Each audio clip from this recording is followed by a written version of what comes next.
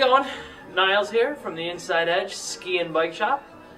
I am going to demonstrate what you need to do if you're riding along and you blow one of your tires and you need to change it out on the road, or hopefully you notice it when you're home and you get to change it at home. First thing is release your brakes so that way you can actually slip the tire through your brakes. So for this is a cantilever style. You're going to squeeze them together and you just maneuver the wire out of the one side, and the brakes will spread apart. Disc brakes are typically pretty easy as well. There's no real release or anything that you have to do. You just undo your quick release and slide the wheel out, and just make sure when you go to put the disc back in, or your wheel back in the fork, just make sure your rotor is lined up in the slot for the rotor in the caliper, and tighten your quick release down and away you go. V-brakes are very similar to the cantilever style. It's just a post that comes up and then the cable runs across through the top. The cable runs through this piece called the noodle here. So to spread them apart, what you want to do is move your little dust cover, pull on, squeeze the brake, and then pull on the noodle and maneuver it out. There's a little slot in this piece right here, and you just want to maneuver it through that slot. Then the brakes will spread apart. Then to get them back together, just squeeze the brake,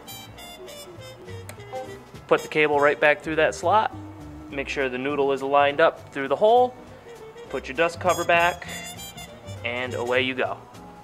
Okay, and then last, if you have a road bike, very easy. There's normally a lever right here, and you just flip that lever up. It'll spread your brake pads apart just enough to slip your wheel in and out. Drop your wheel out, and away you go.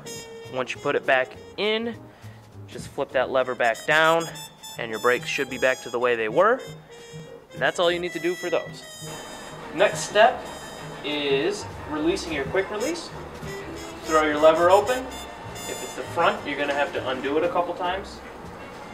Just loosen it up just a little bit until it falls right out.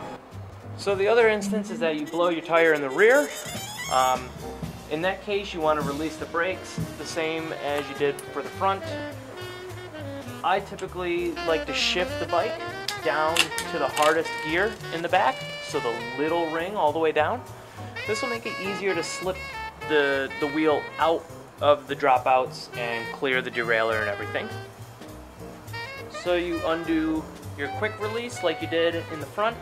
This one you shouldn't have to loosen. All you should have to do is just flip the lever open and the wheel should fall right out.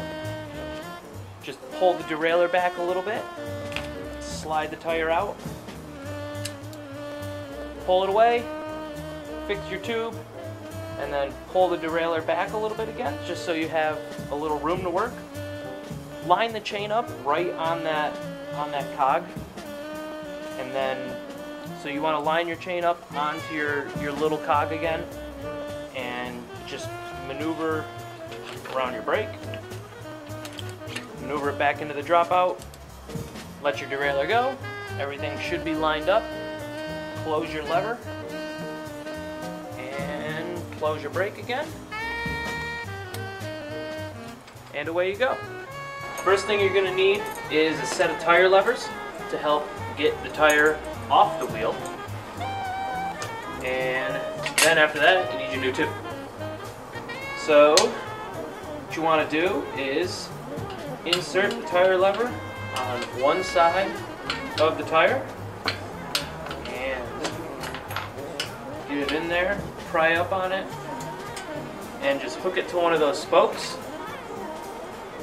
and then just slowly work your way around the tire, prying it off as you go, and eventually you'll be able to just slide around and pull the tire right off of the wheel.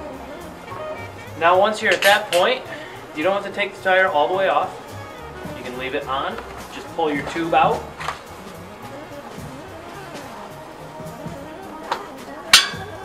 So you got your old tube.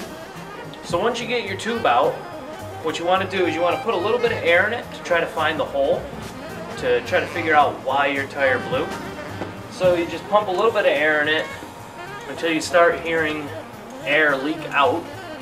And then once you figure that out, you find your spot where your tire blew.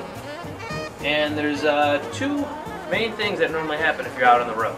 You either got a pinch flat, so you didn't have enough air pressure in your tire, and when you hit a bump, it compressed and actually pinched your tube between the rim and the bead of the tire. And that would look like a snake bite on each side of the tube. And then in that case, next time you just want to put a little more air in. So say your tire goes up to 65 psi and you put 45 in it, next time you want to put 50 or 55 in it. And then the next thing that would happen is you just have a small pinhole in the top of the tube. That would indicate that you got a puncture. In that case, you're going to want to slide your hand around the inside of the carcass of the tire and just make sure nothing is sticking out in there. You don't have a staple in there or a nail or anything like that. There's a little piece of wire. So just make sure you go through that and make sure nothing's sticking in there. And if it is, just try to pull it out. Otherwise, you'll keep getting flats and you won't know why. Once you get your new tube out, you're going to want to put a little bit of air in it so that way the tube takes shape. It's going to be a lot easier for you to get it in the tire. And then find your valve stem hole. Pull the tire back just a little bit. Slip the valve stem in there.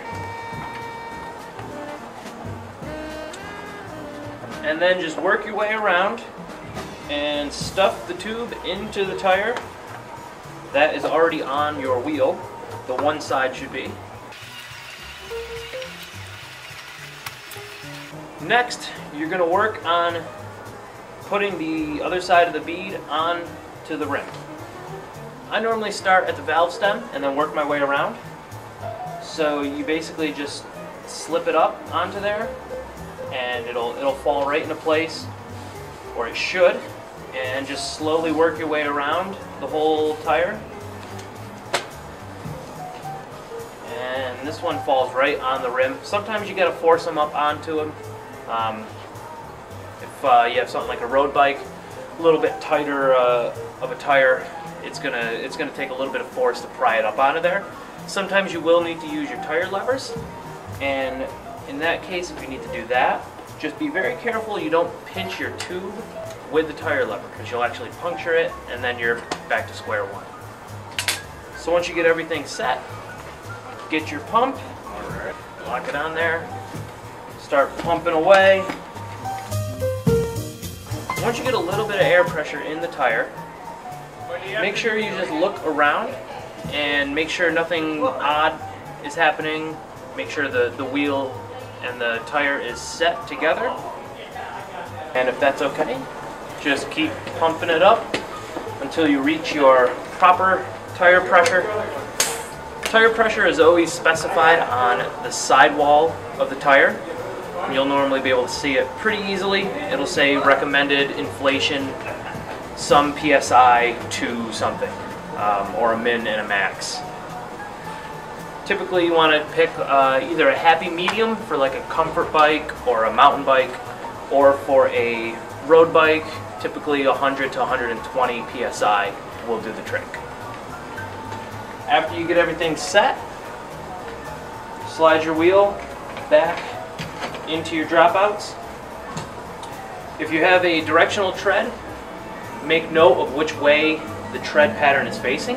If you have a V-shaped tread, your V's always should be pointing in the direction that the tire is going to be rolling. And a lot of times there will be a direction arrow on the sidewall of the tire as well. So just be cautious of that. You don't want to put your tread backwards.